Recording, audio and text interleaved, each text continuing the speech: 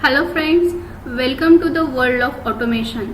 मैं प्रतीक्षा राजमाले। आज हम ऑटोमेशन का secondary part that is SCADA के बारे में आज हम स्टडी करने वाले हैं। हमने ऑटोमेशन के प्राइमरी पार्ट में पीएलसी के बारे में पढ़ा था कि what is PLC, what is industrial automation. Industrial automation में कौन कौन से कंट्रोलर्स यूज किए जाते हैं, उसकी जनरेशन क्या थी, एंड उस कंट्रोलर को यूज करते टाइम हमने कौन कौन से फंक्शंस या किसी ऑपरेशन को कंट्रोल करने के लिए, डिजाइन करने के लिए टाइमर्स कैसे यूज किए, काउंटर्स कैसे यूज किए, लैचिंग सर्किट को कैसे यूज किया है, उसके डिजाइन कैसे क्रिएट किए, उस मैथ फंक्शंस कैसे यूज किए, मेमोरी मैपिंग का यूज करके प्रोग्राम को कैसे डिजाइन किया, ये सब अभी तक हमने पीएलसी में पढ़ा है। तो अब पीएलसी के प्रोग्राम को हम स्काडा में विजुअलाइज करने के लिए, उसके ग्राफिक्स को विजुअलाइज करने के लिए कंट्रोल कैसे करते हैं, इसके बारे में हम सीखने वाले हैं। स्काडा मीन्स क्या है, अब ये पहले हम देखेंगे। SCADA means supervisory control and data acquisition, ये उसका फुल फॉर्म है, that is SCADA, supervisory control and data acquisition. मतलब क्या, वो डेटे किसी भी सिस्टम के डेटा को क्या करता है, कलेक्ट करता है एंड उसको एनालिसिस करता है, उस डेटा का एनालिसिस करता है, that is the SCADA, that is the data collection and data analysis means आपका स्काडा है। अब इस स्काडा का यूज जो है वो किसी भी लार्ज स्केल इंडस्ट्री यूनिट में, जैसे कि पावर सिस्टम जनरेशन हो, केमिकल मैन्युफैक्चरिंग इंडस्ट्रीज हो, transport system, supply system, pumping station site, storage site, farming site, domestic site and many more, यहाँ पे सिस्टम को कंट्रोल करने के लिए स्काडा का यूज किया गया है। अब ये सिस्टम जो है वो रन करने के लिए यहाँ पे जो भी कुछ सिस्टम है, तो यहाँ पे हम देख सकते हैं कि ये सब करने के लिए यहाँ पे एक अराउंड 6 सिस्टम्स थ्रू जाना पड़ता है। मतलब ये स्काडा सिस्टम का आर्किटेक्चर है जहाँ पे ये आपकी 6 मेथोडोलॉजी है। एक 6 सिस्टम यहाँ पे आपके एड ऑन होते हैं, हर एक का एक प्रॉपर वर्किंग है जो कि आपकी स्काडा को वो ग्राफिकल विजुअलाइजेशन देने के लिए, सुपरवाइज करने के लिए, डेटा को एक्विजिशन करने के लिए यहाँ पे वो यूज करता है। तो यहाँ पे देखते हैं दोस्तों कि मेरा फर्स्ट जो है वो आपको यहाँ पे डायग्राम में दिखाई देता है। ये है मेरा पहला स्काडा को कंप्लीट करने के लिए ये मेरा पहली स्टेप है, that is the HMI। What is HMI? HMI से आपको नाम से ही पता चलता है, HMI मीन्स आपका human machine interface, that is human means हम ही, दैट इज यूजर, ऑपरेटर। जो भी कुछ हमें इनपुट्स देने हैं या जो भी कुछ अगर ऑपरेटर को हमें इनपुट मशीन को प्रोवाइड करना है, तो ऑपरेटर क्या करता है, उस HMI थ्रू उस मशीन को इनपुट सेट करता है या उसे देता है। तो HMI का वर्क क्या है, जो भी कुछ आपका इनपुट आउटपुट डिवाइसेस है, तो उसका डेटा जो है, जो हम ह्यूमन उसे प्रोवाइड करते हैं, उसके कंट्रोलिंग का काम HMI करता है। अब ये HMI जो है वो स्काडा सिस्टम के साथ यहाँ पे लिंक होता है विथ डेटाबेस सिस्टम। जो भी किसी भी सिस्टम को अगर आपको कंट्रोल करना है तो HMI थ्रू क्या किया जाता है, वो स्काडा को कंट्रोल किया जाता है। तो ये है आपका HMI। नेक्स्ट है हमारा सुपरवाइजरी सिस्टम। सुपरवाइजरी सिस्टम भी आप उसे कह सकते हैं, नहीं तो उसे MTU भी कह सकते हैं। MTU means master terminal unit, नहीं तो उसे आप मास्टर स्टेशन भी कह सकते हैं। अब इस सुपरवाइजरी सिस्टम हो या आपका मास्टर स्टेशन हो या आपका MTU हो, अब इसका यूज क्या है? अब इसका यूज जो है वो स्काडा सिस्टम में जो भी कुछ इक्विपमेंट रहते हैं, जैसे कि आपके RTUs है, PLC है, सेंसर है, तो उस इक्विपमेंट के साथ आपको कम्युनिकेट करने के लिए supervisory system, that is the master station unit या मास्टर स्टेशन का यूज किया जाता है, जो कि आपके इक्विपमेंट जो है उसके साथ कम्युनिकेट करने के लिए। नेक्स्ट है मेरा यहाँ पे RTU। अब RTU जो है, जो भी आपकी सिस्टम में RTU है या आपकी PLC है, तो उसके अंदर हम सेंसर यूज करते हैं। किसी भी आउटपुट को अगर हमें रन करना है तो पहले सेंसर से क्या करते हो, सेंसर के थ्रू जो भी कुछ हमें आउटपुट आता है तो उसका हम डेटा एनालिसिस करके आउटपुट को रन करते हैं। तो ये RTU जो है वो सिस्टम को रन करने के लिए सेंसर के थ्रू जो भी कुछ सिग्नल आते हैं तो उसे कन्वर्ट करने के लिए, डिजिटल डेटा में कन्वर्ट करने के लिए क्या करता है, RTU का यूज किया जाता है। क्योंकि आपके सेंसर जो है वो एनालॉग डेटा प्रोवाइड करते हैं, तो उसे डिजिटल डेटा में कन्वर्ट करने का काम RTU करता है, जो कि आउटपुट को फिर से वो कंट्रोल करेगा एंड रन करेगा। नेक्स्ट है मेरा यहाँ पे PLC। अब यहाँ पे आप PLC की जगह, RTU की जगह हम PLC यूज करते हैं। पहले अगर PLC से पहले हम RTU यूज करते थे, लेकिन PLC हम अभी क्यों यूज करते हैं? क्योंकि PLC का भी एंड RTU का काम ही वही है, लेकिन पीएलसी में ऑलमोस्ट फ्लेक्सिबिलिटी ज्यादा है एंड उसका कॉन्फ़िगरेशन हम इजीली कर सकते हैं एंड वर्सेटाइल है as compared to RTO. That's why यहाँ पे हम कम्युनिकेशन के लिए, कंट्रोलर के लिए यहाँ पे पीएलसी यूज करते हैं। नेक्स्ट है यहाँ पे कम्युनिकेशन इंटरफेस। कम्युनिकेशन इंटरफेस मतलब जो भी हमें प्रोटोकॉल यूज किए, जैसे कि पीएलसी में हमने प्रोटोकॉल यूज किया था दैट इज एमपी है, तो वैसे ही यहाँ पे वायर्ड भी आपके कम्युनिकेशन प्रोटोकॉल हो सकते हैं, नहीं तो वायरलेस भी कम्युनिकेशन प्रोटोकॉल हो सकते हैं। अभी वायर्ड प्रोटोकॉल या वायरलेस कम्युनिकेशन प्रोटोकॉल जो है वो सपोज आपकी लार्ज सिस्टम है, जैसे कि पावर स्टेशन है या आपके रेलवे स्टेशन है, वहां पे आपको सोनेट या एसडीएच प्रोटोकॉल का यूज किया जाता है। नहीं तो आप बाकी के इथरनेट प्रोटोकॉल हो या आईपी प्रोटोकॉल हो या एमपीआई, पीपीआई,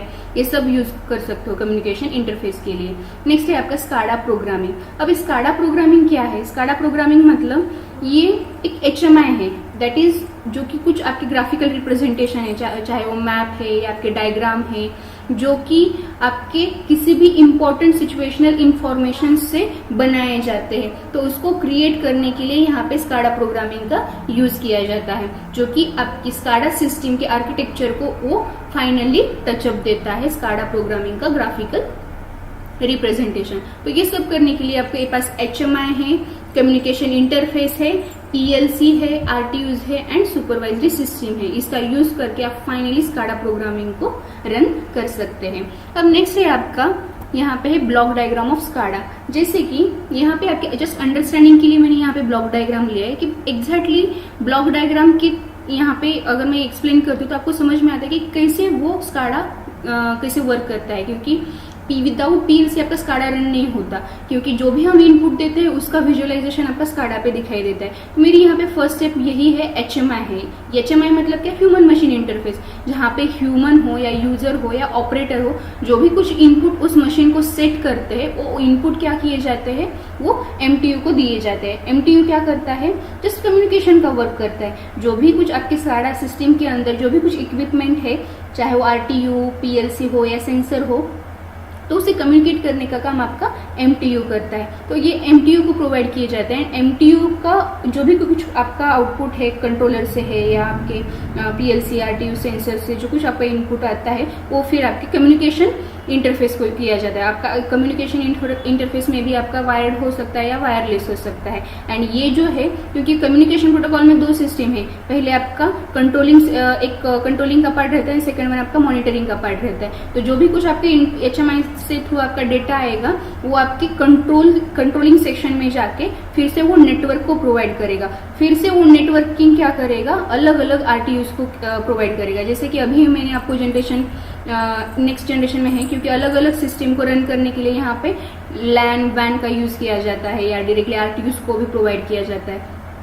तो वहाँ पे एक नेटवर्किंग का सेशन है जो कि आपकी कंट्रोलिंग थ्रू नेटवर्किंग को आता है। ये नेटवर्क जो है, नेटवर्किंग का एरिया जो है वो अलग अलग आपके आरटीयूज को प्रोवाइड करता है। एंड आरटीयू क्या करता है, जो भी कुछ आपका सेंसर का सिग्नल है वो डिजिटल डेटा में कन्वर्ट करके सुपरवाइजरी सिस्टम को वो सेंड करता है कंट्रोल करने के लिए। एंड वो सेंड करने के लिए वहाँ पे मॉनिटरिंग सिस्टम है, मॉनिटरिंग सिस्टम थ्रू अगेन वो एमटीयू थ्रू आपको फाइनली आउटपुट देता है। तो ये था पूरा मेरा स्काडा सिस्टम का वर्क फ्लो। जो भी कुछ आपका इनपुट है वो एचएमआई थ्रू एमटीयू आएगा, एमटीयू थ्रू आपका कंट्रोलिंग सेशन को आएगा, कंट्रोलिंग कम्युनिकेशन इंटरफेस करके आपका नेटवर्किंग थ्रू आरटीयूज को जाएगा एंड आरटीयू का वो आरटीयू कन्वर्ट करेगा आउटपुट को एंड अगेन फिर से वो उसमें प्रोसेस करके वो अगेन वो मॉनिटरिंग को सेंड करेगा। तो ये था आपका स्काडा सिस्टम का वर्क फ्लो।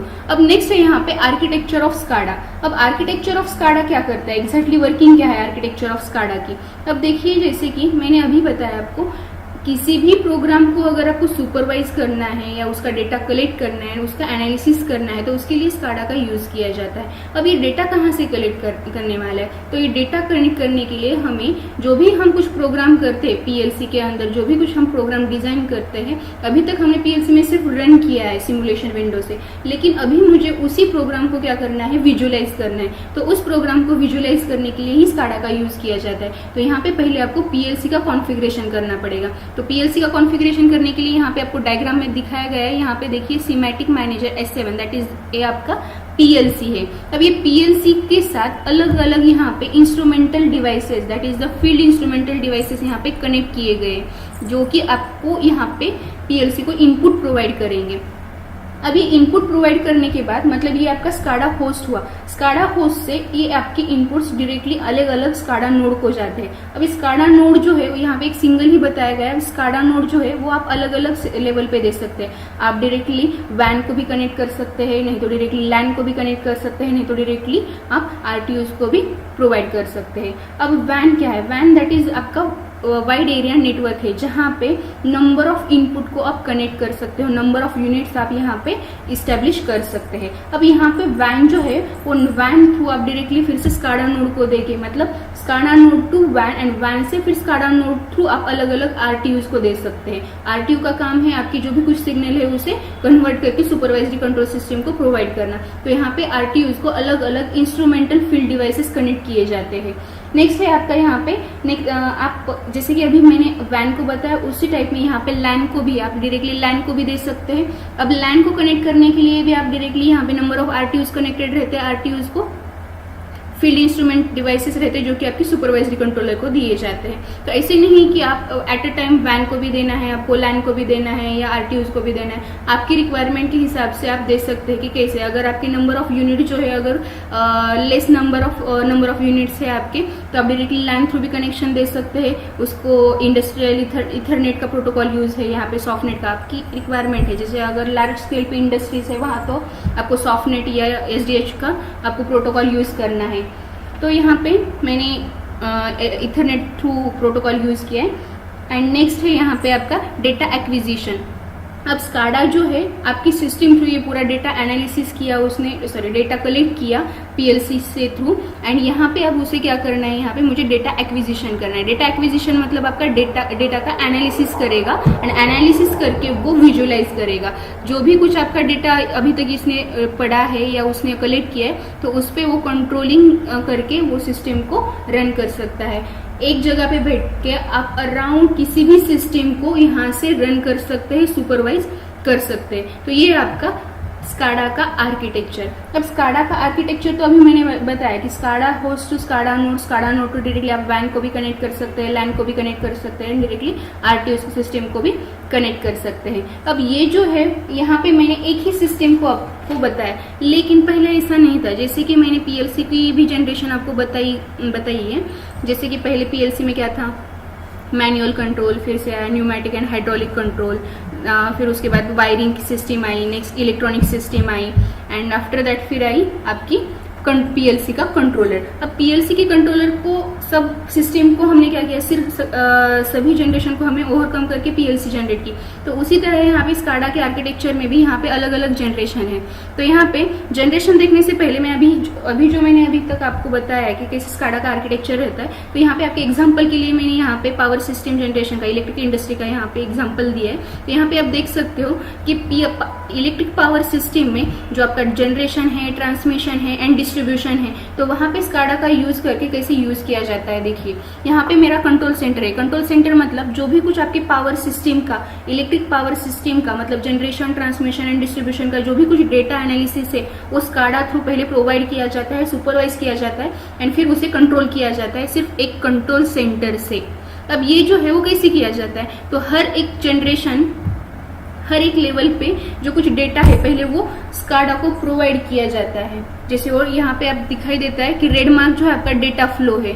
अब ये यहाँ पे जनरेशन का भी डेटा आपके सेंटर को आएगा, ट्रांसमिशन का भी डेटा आपके सेंटर को आएगा एंड डिस्ट्रीब्यूशन का भी डेटा आपके सेंटर को आएगा। अब ये जब डेटा आपके सेंटर पे आता है फिर इसे क्या करेगा, वो सुपरवाइज करके उसे कंट्रोल करेगा एंड कंट्रोल करके वो विजुअलाइज करेगा, मतलब उसका एनालिसिस करेगा। फॉर एग्जाम्पल एक सबस्टेशन है, सबस्टेशन में वहां पे एक ट्रांसफार्मर है, ट्रांसफार्मर के ऑयल की लेवल कितनी है, अगर आपको वहां पे ना जाके मतलब मैनुअल फोर्स कम करके आपको सिर्फ कंट्रोल रूम से चेक करके आपको कंट्रोल करना है, तो वो भी आप यहाँ से स्काडा सिस्टम का यूज करके कर सकते हो। अब ये सब कैसे होगा, क्योंकि जो भी कुछ डेटा आता है डिजाइन करके, मतलब जो भी कुछ कंट्रोल करना है, ये किसकी वजह से आता है, तो यहाँ पे पीएलसी का यूज किया जाता है। तो पीएलसी का डिजाइन हम स्काडा में विजुअलाइज इजिली कर सकते हैं। यहाँ पे आप डिस्ट्रीब्यूशन एग्जांपल के लिए आप यहाँ पे देख सकते हैं, डिस्ट्रीब्यूशन मतलब जो भी कुछ आपका पावर फ्लो यहाँ पे आपको डिस्ट्रीब्यूट करना है, चाहे वो फिर कमर्शियल एरिया है या रेजिडेंशियल एरिया है या आपका इंडस्ट्रियल एरिया है, जितने भी आपके कंज्यूमर है तो उसके कंज्यूमर से वो डेटा क्या करता है, वो पहले सुपरवाइज करता है, वो डेटा कलेक्ट करता है एंड डेटा कलेक्ट करने के बाद फिर वो एनालिसिस करेगा। तो ये है आपका स्काडा का आर्किटेक्चर। ये आर्किटेक्चर के लिए जैसे मैंने अभी बताया कि ये सब आर्किटेक्चर में आपके स्काडा होस्ट या स्काडा नोड थ्रू वैन को कनेक्ट कर सकते हैं, लैन को कनेक्ट कर सकते हैं, डायरेक्टली आरटीयूज को कर सकते हैं। तो अभी हम कर सकते हैं ये, अभी ये सभी इंडस्ट्रीज में, सभी जनरेशन में हर एक जनरेशन का यूज करके कर सकते हैं, लेकिन पहले ऐसे नहीं था। पहले हमें अदरवाइज एक वैन को तो यूज करना पड़ता था, अदरवाइज एक सिंगल लाइन को यूज करना पड़ता था या डायरेक्टली स्काडा नोड को यूज करना पड़ता था। लेकिन अभी ऐसा नहीं है, हम क्या कर सकते हैं, डायरेक्टली सब सिस्टम का हमारे रिक्वायरमेंट के हिसाब से जितनी हमारी कैपेसिटी है या हमें जितने कंट्रोलर चाहिए उतना यूज करके हम कर सकते हैं। तो पहले कुछ स्काडा की जनरेशन थी, यहाँ पे आपको 4th जनरेशन देखने को मिलते हैं, जो कि मेरी फर्स्ट जनरेशन थी, that is the monolithic generation. Second one थी मेरी डिस्ट्रीब्यूटेड जनरेशन, थर्ड वन थी मेरी network generation and fourth one है मेरी इंटरनेट ऑफ थिंग जनरेशन। अब फर्स्ट जनरेशन जो है मेरी वो मोनोलिथिक जनरेशन है। अब मोनोलिथिक जनरेशन मतलब क्या है, जब SCADA system first time develop की गई थी तो कंप्यूटिंग कंसेप्ट सामान्य रूप से एक मेन फ्रेम सिस्टम पर केंद्रित थी। तो हर एक सेंट्रलाइज्ड सिस्टम स्टैंड अलोन थी, तो इसीलिए SCADA system stand alone system थी जो किसी और सिस्टम से कनेक्टिविटी नहीं की जाती थी।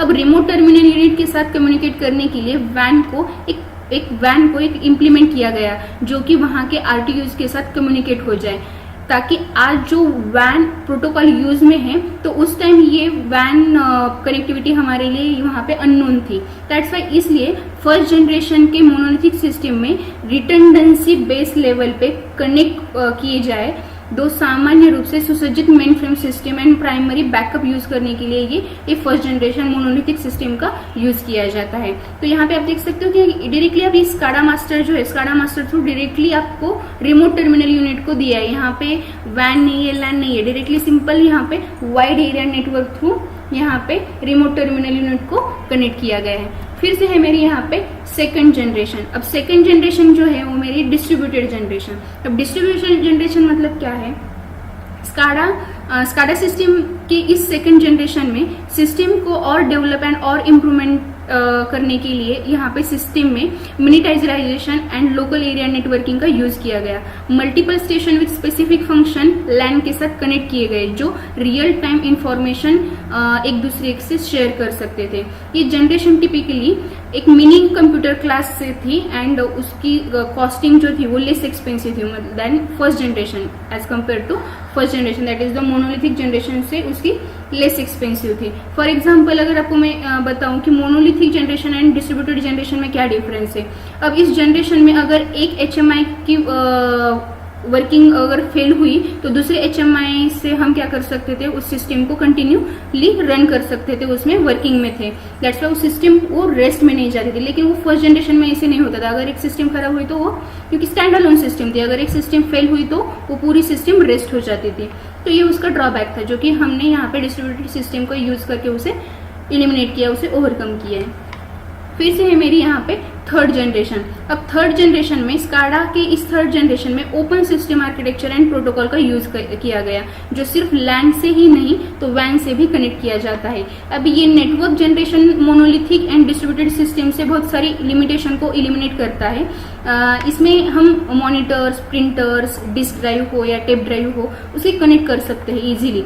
इस जनरेशन में सबसे बड़ी इंप्रूवमेंट जो है वो है आपका internet protocol, that is the IP, जो कि हम master station and communication equipment में यूज करते थे। तो अब उसे हमने वैन प्रोटोकॉल से रिप्लेस किया है जो कि आपका IP protocol, that is internet protocol का जो भी ड्रॉबैक था तो यहाँ पे हमने नेटवर्क जनरेशन में यहाँ पे वैन प्रोटोकॉल का यूज करके उसे क्या किया है, रिप्लेस करके उसकी उसमें इम्प्रूवमेंट किया है, उसे डेवलप किया है। एंड लास्ट जनरेशन है that is the internet of things. अब इंटरनेट ऑफ थिंग जो है वो जनरेशन जो हमने मोनोलिथिक अभी तक देखा या नेटवर्क देखा या डिस्ट्रीब्यूटेड था, तो उसके इंफ्रास्ट्रक्चर को इंस्टॉल करने के लिए जो भी कुछ कॉस्ट थी तो उससे रिड्यूस करता था। ये है आपका इंटरनेट ऑफ थिंग्स। वहां पे इंफ्रास्ट्रक्चर की आपको जरूरत नहीं थी, दैट्स वाई आपकी इंफ्रास्ट्रक्चर कॉस्ट जो है वहां पे कम होती थी एंड उसकी मेंटेनेंस एंड इंटीग्रेशन जो है वो आपकी वहां पे इजीली उसे इंक्रीज कर पाते थे एंड उसका रिजल्ट भी आपको मतलब एक्यूरेसी हम कह सकते हैं, एक्यूरेसी आपकी ज्यादा मिलती थी।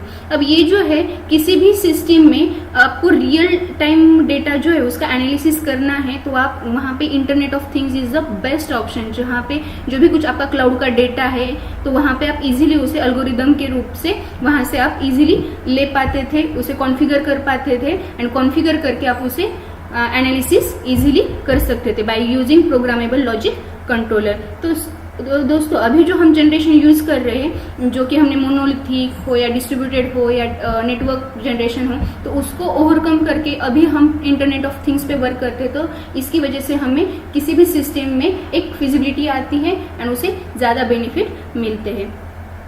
तो आज देखिए दोस्तों, हमने स्काडा का आर्किटेक्चर क्या रहता है, स्काडा का यूज क्या है, स्काडा का हम कैसे जनरेशन थी एंड उसे कैसे ओवरकम करके हमने लास्ट जनरेशन तक कैसे पहुंचे एंड उसका यूज क्या है एंड एग्जैक्टली हम उसे कैसे इम्प्लीमेंट कर पाए, इसके बारे में अभी तक हमने स्टडी किया है। होप सो दोस्तों आज का जो वीडियो है वो आपको समझ में आया होगा।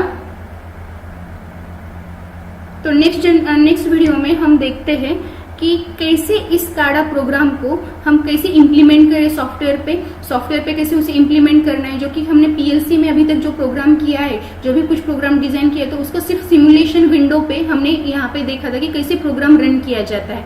लेकिन अभी हम उसी प्रोग्राम का डिजाइन करके हम स्काडा पे विजुअलाइजेशन देखेंगे कि कैसे वो विजुअलाइज होगा, कैसे उसका ग्राफिक्स हम वहाँ पे विजुअलाइज कर सकते हैं, कैसे ग्राफिक्स उसका वहाँ पे बना सकते हैं। ऑलमोस्ट हम ये भी देख सकते हैं किसी भी इंडस्ट्री का अगर हमें लोगो बनाना है तो वो भी हम यहाँ पे ग्राफिकल लाइब्रेरी जो है उसका यूज करके हम कैसे कर सकते हैं। ये हम पीएलसी सीमेंस जैसे देखा था उसी तरह पे हम यहाँ पे Siemens SCADA that is WinCC flexible इस सॉफ्टवेयर का यूज करके हम नेक्स्ट वीडियो में उस पर काम करने वाले हैं। सो होप सो दोस्तों आज की वीडियो में आपको ये समझ में आया होगा कि what is SCADA and SCADA का यूज करके हम कैसे प्रोग्राम को कंट्रोल कर सकते हैं एंड कैसे उसमें इम्प्रूवमेंट कर सकते हैं एंड कंट्रोल सिस्टम जो है वो इजीली कैसे मार्केट में ऑटोमेशन सिस्टम रन करने के लिए कैसे ला सकते हैं, इसके बारे में हमने नेक्स्ट वीडियो में देखेंगे। होप सो आपको ये सब समझ में आया होगा। So thank you so much.